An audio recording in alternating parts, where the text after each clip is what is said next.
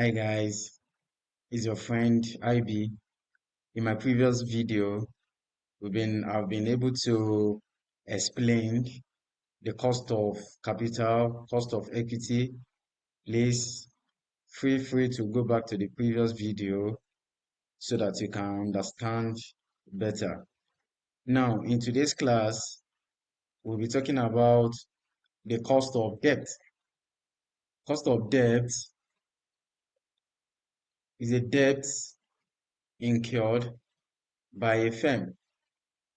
The cost of borrowing funds. Now, it is the cost to the firm, it is the return to the bond, to the debt holder. Cost of debt is divided into two: traded debt and non-traded debt. When I said, what is traded debt? A traded debt is a debt that is being traded in the capital market.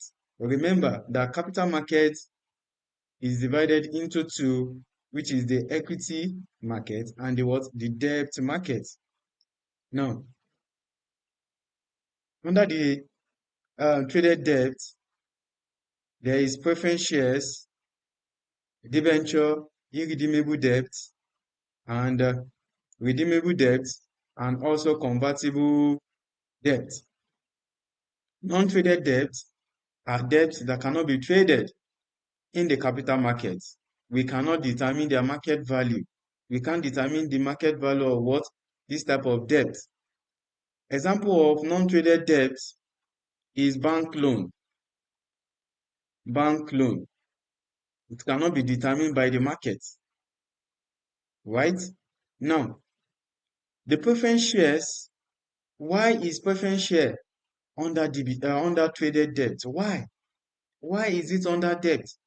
The reason being is because preference shares, you pay preference shareholder before the ordinary shareholders, which means that during liquidation, you have to pay them before the ordinary shares. So when you are paying them before the ordinary shares, they become debt. They become a compulsory debt. You must settle them. So that is why it is being classified under what? Under preference, under the cost of debt. Right? Now, how do we determine the cost of preference shares? The reason why it is being classified under debt, let me explain again, is because you pay them during liquidation. They are the first people to be paid before the ordinary shareholders. You give them preference before the ordinary shareholders. So this has make it to become what? A debt. Now, cost of preference shares is calculated as KP, cost of preference shares, equals to current dividend divided by the market value SDIV. Now, in my previous video, I've explained market value SDIV as that the dividend, when you say SDIV, means that the dividend has been paid. Now, when it has not been paid, it becomes cum div. Please go back to my previous video where I've actually explained the market value as div. Now, that is how to determine the cost of preference shares. The current dividend divided by the market value as div. Now, remember that market value as div is equals to market price minus outstanding dividend. Dividend. That is it. If it is yet to be paid, when you are not given the market value SD, probably it is cum div in the question that the dividend is yet to be paid. To determine the market value SD, it is market price minus outstanding dividend. Now, debenture is still loan, is still debt. Now, how do we determine the cost of debenture? Cost of debenture is calculated as interest, the interest that you are going to pay to the lender during maybe 5 years or 2 years, the interest, 1 minus tax rate. Now, the reason why do we have 1 minus tax rate is because for every debt there will be a relief being granted to the what? To the firm.